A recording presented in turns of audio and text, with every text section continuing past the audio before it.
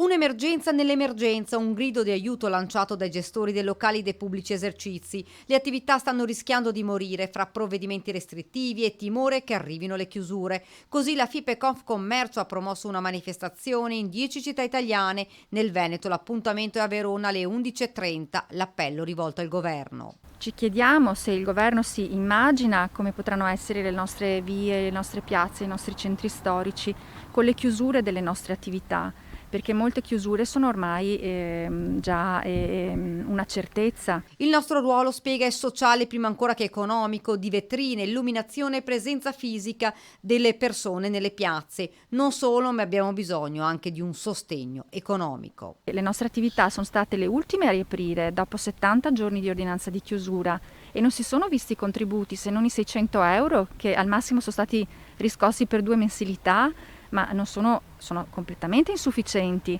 E ad affrontare di nuovo chiusure come quelle che ci vengono annunciate dai decreti ogni giorno, decreti ministeriali, quindi riducono da una parte l'orario di lavoro e dall'altra generano una psicosi tale per cui anche nelle ore in cui possiamo lavorare stiamo vedendo un evidente calo delle richieste. Sui controlli Sartorato spiega che vanno bene, ma bisogna lasciare lavorare i locali, altrimenti saranno in molti a chiudere i battenti. La FIPE chiede anche delle certezze, linee guida che non cambino da un giorno all'altro e che anche i clienti facciano la loro parte. Tutti insieme ne usciremo, non ne usciremo se solo una dei due fronti lavorerà correttamente.